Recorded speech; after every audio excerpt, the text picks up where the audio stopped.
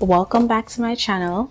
As you know, I'm Ashley, and today we're going to be discussing how to prepare for your very first pop-up shop. If you don't know what a pop-up shop is where small businesses go to sell their products rather than going to a big mall, which is expensive. They get their products and they go to these small pop-ups, and then this way they can sell their products and attract new customers. So the first thing you want to do when you realize that you're going to have you're going to be at a pop-up, the first thing you want to do is gather some information on the pop-up, which means researching the pop-up, or like researching where the pop-up is going to be, because sometimes we are so excited to do like our first pop-up and get new customers that we don't take the time to research the pop-up and like make sure that this location will have the target audience that will purchase your products. Because sometimes we go and just run into these pop-ups, present yourself there, and when you go there, it's not even your target audience, so it turns into like no sales, but you might meet some new people, but there's no sales because not your target audience and they didn't come there to purchase that. So for example, you might go to like what they used to have back in the days, like a rock festival or something, or maybe like an art festival. Come to think of it, some of these festivals are give and take, but you might go to like a music festival and they have like a whole bunch of vendors there, and you're there with maybe like skincare, right? And something, you might make sales, but then they really came there for music. They probably come there to buy music stuff, records, t-shirts, things like that, and you have skincare, so it's kind of like probably not what they were looking for. But as I said, this is a give and take type of thing. You never know with it, but I like to research the pop-up before I go, because I've been to a pop-up that wasn't really my target audience before and I made sales, but I've also been to pop-ups that didn't have my target audience and I didn't make any sales at all. And I don't know why, but I just didn't make any sales, and sometimes I think it's because of the target audience. So just to play it safe, especially in the beginning, so you don't lose money, what I do is I look up the pop-up, look up the location, and see where it is. In addition to that, if you're going to a pop-up where it's not your target audience, like you think it's a good idea, but it may not be your target audience, what you can do is promote. This is step number 2. Promote your pop-up. So go on. The way I promoted my first pop-up at the Selden Market, because the previous pop-ups that I did before that, they were like hit and miss, like you never know, right? So when I decided to go to the Selden Market, I did Instagram promotion for like a week or so, with Instagram ads, and then I was able to attract customers to the market who came there specifically to buy my products, which is definitely a good look. So after you did your promotion and you feel like you're ready, after you think about your promotion, you know where you're going, so you think about your promotion, so now you feel like you're ready, right? Well, you're there, but not quite there yet. The next thing you want to do is write down the amount of money you want to make at the pop-up. So this does not mean that you will make all this money. This does not mean you will sell out. You never know. As I said, with a pop-up, it's a hit or miss. You might sell out, you might not sell out, you might sell some, you might not sell everything. Don't be discouraged. However, do go there with a number in mind. Go there that you want to make this amount of money. This will help also with knowing how much product to bring. So if you want to make $1,000, right? Then let's say you're just starting out, you might have 2 products, right? Maybe these 2 products cost $25 each. You calculate how much of those products you will need to sell to make $1,000, and then you'll bring enough product that is equivalent to the $1,000 and probably a little bit more, just to diversify the products as well. That will help. That helped me. I've never fully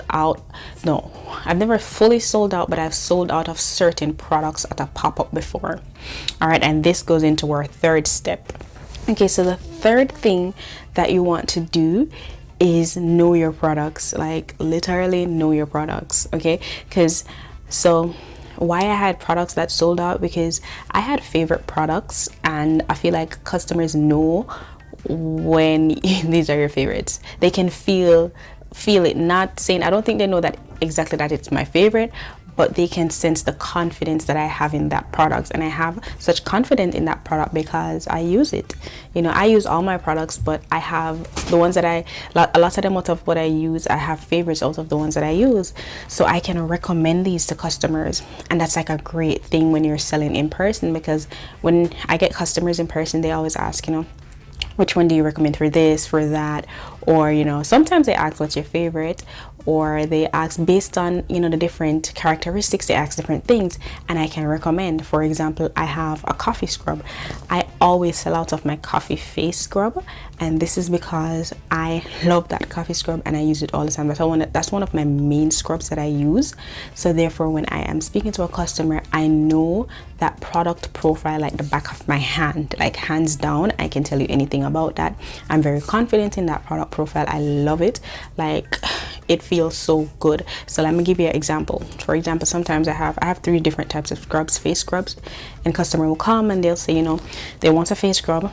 They don't want anything too harsh. They also don't want anything to dry out their face, you know, etc. So I go, all right, you know, my coffee scrub is one of the best sellers. It's my favorite.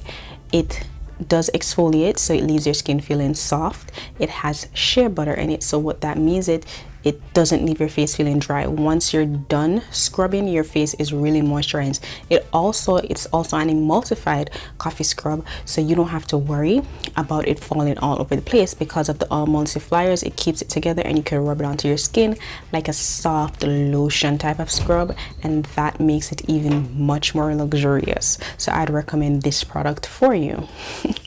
And scene. Okay, so I hope that helped and that you guys got an idea of what I mean by, you know, having confidence in these products and knowing your product profile. So that's the next one. Okay, so the next step is knowing your best sellers. So even if you were selling online, I'm sure you have products that a lot of customers love, a lot of customers use, and it sells out more than all your other customers. So if you know your best sellers, I suggest that you bring your best sellers to the pop-up, because like, you never know. Bring your best sellers, because if they're selling online, chances are in person, this is a product that's a lot of customers will want to purchase. So bring your best sellers with you. If anything, bring them, and if you want to add on some, you know, maybe some extras, bring less of the extras and more of the best sellers. Because that way I feel like that's like saying, okay, I will get a sale because these do well online, so hey, let's see how it does in person. And chances are, for me, my best sellers are the mango body butter and the blue Hawaiian, and those are the ones that did well online, and they also do well in person for some reason. That, and then when I added my unscented body butter and my eczema, those also did well, but they do well in person. They do very well in person. So it's all about, you know, the product and getting to know your customers and just being confident in the product. Don't get me wrong, I'm human. Sometimes I have those down days, but I always try, and don't get discouraged. Okay, so the next thing you want to have is samples. Now, I don't think I had samples on my first pop-up, so when I was opening stuff, I had to open it for them to smell it, and you know, the customers would buy it. Have samples, because when I did, I think it was my third pop-up, I had samples of basically everything that was on display, and I made way more sales while I have samples, because, you know, customers could try them out. Like, for example, I don't shop at Bath and Body Works anymore, but when I used to, right, I would go sample, smell, and that's how I would buy, because I'd like it. So I took that type of marketing that store has, and I brought it into my business. Everything that I have on sale, I have a sample for. Customers come, they pick up. Sometimes I'm not there to help them. They pick up, they sample it, or I say, hey, go ahead, sample the items, tell me what you think. And based off the sample alone, rubbing it on their hand, smelling it, they end up purchasing more. And some of those customers end up being long-term customers. So this is why I suggest having samples of your items, especially for skincare. Food maybe, but skincare, definitely have samples, you know, for your pop-ups. And tea, probably, yeah, it's the same thing. But samples are a great idea, a great selling point, a great marketing skill. Don't be afraid to go to the customers and ask if they wanted a sample. Or, as a matter of fact, if they're like customers passing, I think you should be like, excuse me, like, would you like to try a sample? Would you like to try this mango body butter? Have it in your hand on the stick and give it to them. I'll show you my sample size. It's somewhere around here. I'll just post a picture of it here. And then the little sticks that I use, scoop it up. I'll link that below as well. So that way you guys can try these samples for yourself. Well, I mean, not try them, but add them to your pop-up as well. And I've gotten sales by doing that. Some customers I already done that before, and the customer was like, thanks for getting my attention. But yeah, so have your samples, and I promise you that having samples will help the customers to decide on whether they want it or not, especially if they love the scent or anything like that. Now, if a customer decides that they don't want it, don't badger the customer.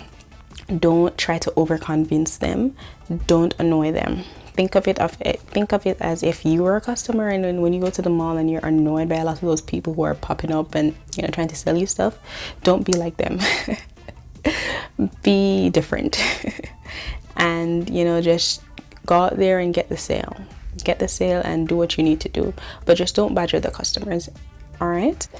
Another thing you want to have is business cards. I know a lot of people online are like, business cards are obsolete, yada yada yada, this, that, and the third. I always have. Why? Because I've had customers who's found me from my business card. Secondly, sometimes the customers come and they want to buy something and they're like, I don't have it right now, or next time I'll buy it, give them your card. You never know. Trust me, I know a lot of people are like, oh, they're not going to use it. And even though they'll say like, how much business cards you kept yourself, I kept business cards of the things that I wanted. So if that customer wants a business card, they'll take it. Don't force it onto them. Also, if they have intentions of purchasing again, they'll take it. So have business cards to hand out to customers. Everybody that you speak to, you can give one to. Business cards are great to put inside customers' shopping bags. For example, when they're finished purchasing, you can definitely put a business card in there. And I usually put it in there, and when I put it in there, I'm always like, letting the customers know that they can use this business card to get in touch with me. I can tell them that if they have any issues, or if they want to leave a review, if they want to repurchase, all my information is on the business card. Also, I have like my information on my containers as well, so I let them know that. And I just think it's a great thing to have, being a business and having a pop-up. I think it's like worth it. Also, business cards are like not that cheap. I think I bought mine for like $30 or $25 for 500 at Office Depot, and I created it on Canva. So don't overthink it. It's not the hardest thing to do, and I think it's a great thing to have. So the next thing you want to have is email marketing. So have a way to capture your customers' email. So what that looks like is having, if you have an iPod, if that's how you take purchase payments, then you'd have an area where they can enter their email, and you can say this. Make sure you ask them, if you want to subscribe to your mailing list so they can keep in touch with you, and you go ahead, have them enter it and capture that email. So what happens is you can say, if you sign up to my mailing list, about like new products that are coming out, you can tell them you can get discounts and we can keep in touch, and a lot of them will sign up that way. Also, like for customers who purchase from you, that they can sign up to receive their receipts. That's a way to capture emails as well. But just remember, just have a way to keep in touch with them. Make sure you're capturing emails.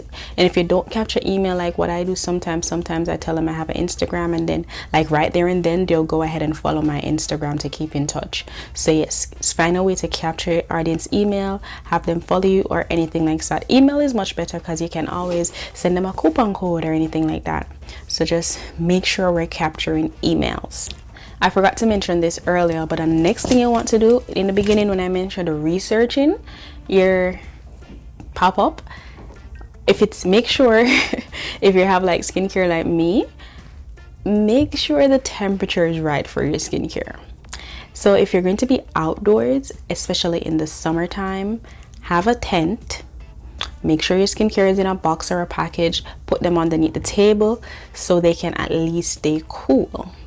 learn from my mistake, because I didn't do that. I think like my first pop-up, I didn't have any tent. I just went there with a table. I didn't even have a table. I rented a table from them, went there, set up. I'm gonna show you a picture of it. Like, that was like my first pop-up. I wasn't prepared at all, but like I was prepared, but like for the setting up and stuff, I wasn't prepared for that. So I didn't have a tent or anything, and I was in the sun. Like, this was in the summer, so this, you know, the summer that I beat, like the summer was pelting, definitely. Like the summer was like, hi, hello, I'm here, like Simia.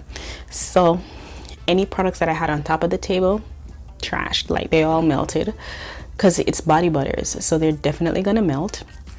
So what happened was, when a customer would come and sample all the products that I had underneath the table, they didn't fully melt. They were just, you know, nice, like a texture. So when they tested it, I'll go on the table and I'll get one and I'll give it to them. The scrubs were good, like, even though they kind of melted, but they were still like a good type of consistency, you know. But yeah, so all of you know, the other ones that were on top, they melted out. If they didn't have like some form of shade covering them, then they melted, which is it's a hot mess, because I had to come home and I had to like fix all of them. Like, it was a whole thing, you know. And you lose out a product. You don't lose it because it's still good, but you have to do them over. Or what I did was I couldn't even bother. I just poured out the ones that were on top, you know, do it all over again, and I just kept it for myself. But the ones that were on the bottom, they were like still in good condition. So take it from me, make sure you bring a tent if you're outside and in the heat, because if not, and you're selling skincare like me, like temperature sensitive skincare, it's a wrap. Call it a day. Even if you don't have a tent, make sure you have something for cover up your stuff, something where they won't get that hot, because trust, that sun has no boundaries. It's gonna deal with your stuff. So body butters, body oils, I don't know about anybody else's, but you know, the sun can affect those body oils, especially when they're in like those clear glass containers. Soaps, when the sun I think the sun shrinked my soap, like it dried it out. I had turmeric soap, it completely changed the color. It was not as bright yellow as it was. It turned like a very faint light color. So all of that happened. So remember, outdoors, high temperature, bring a tent, have boxes, put them under your table, cover them, find a way to keep them cool, because if not, your products are gonna melt. All right, if it's temperature sensitive products. And then this is why I'm so glad I pop up indoors now, so I can pop up all year round indoors with all my products melting at the Selden Market. So this one is a very important one. Also, make sure you have paper bags. Well, it doesn't have to be paper, it can be paper or plastic, but make sure you have bags to put your customers' products in when they purchase it. I had, but sometimes people will forget this, so make sure you have those. Also, if you want to like brand the bags, you know, like if you want like your logo on it, try to do, you can have it pre-made.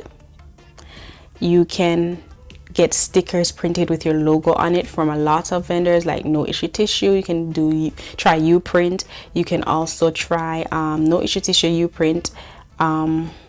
What's the other one? No Issue Tissue, Uprint. I think Sticker Mule also does that as well. So yeah, get your logo printed on a sticker and put it right on the bag, and boom, you got a bag just like this. This is the bag with the sticker. So if you get the sticker right, then you could just, you know, get your sticker, put it on the bag, and then this is your paper bag. You'll get your customers' products and put it in there, and you're good to go. Also, if you don't want to do stickers, you can also use stamps. So they have like pre-made stamps with like your logo design or anything like that, like pre-made stamps with like your logo design or anything like that. And then you just take the stamps and stamp the bag, and then boom, the bag has your logo on it, and you're good to go, like you're prepared for the world. Now last but not least, how are you going to get paid? So this is just a list of some things that you need to have, what I suggest. All right, first things first, if you're going to take cash, have a cash container. I think you don't have to have an actual drawer, but like a cash till. I think they call it a cash till or something like that. I'm going to link to the one that I have, and well, the one that I started out with. I don't really use it anymore. I just, because I'm at the market, I just, you know, I have something that I put my money in, but you can still use it. Also, I think my one broke too, so I probably need a new one, but yeah, get this cash deal, put your money in there. Like when you call it cash, put it in there, have change and everything in there. It's sorted out. I'm gonna show you a picture of the one that I have, and I'll put the link to the one that I have in the description, and you could get that one for your pop-up. Now, I know a lot of people want to take cash for whatever reason, but you lose out on the customers that have cards. So take cash, but also have a card reader. You have a lot of options. You have Square, you have PayPal, you have Shopify, and you have Stripe. PayPal and Stripe have this option where you sign up for free, and when you sign up, they send you a triangular one. I'm gonna post a picture here, and they send you a triangular one like this, and then you just put it at the bottom of your phone. I have that one as well. However, I upgraded. Instead of just getting that one, I bought the $25 one. Like, I think it was just $25 for PayPal's chip and swipe. So PayPal chip and swipe was $25, and I felt like that was, when I started, that was like the cheaper chip and swipe version, and they say that taking the chip is more secure than actually just swiping. So I was like, okay, let me invest in getting this $25 chip and swipe for the pop-up. And I think that's a good thing, because a lot of people like to do that, do the chip one, and you're able to take a lot of payments that way other than just cash. So start out, get the $25 chip and swipe one, and then if you want to upgrade, you get a better one in the future. But that's what I started out with, and to this day sometimes I have to draw back, I have to double back and get my PayPal card reader. Also, when you want to upgrade, let's say you want to stick to PayPal, you can upgrade to the PayPal chip, tap and swipe card reader. So that's the one where people can just use their phone, boom, and they pay, because it has like the NFC option. They use their phone and and then pay. And you could do the bundle with that, and I think that bundle is like $79.99 with the charging stand and all, the whole shebang. But for me, when I upgraded, instead of getting the PayPal chip, tap and swipe, I changed my website. So because I changed my website to Shopify, why not just go ahead and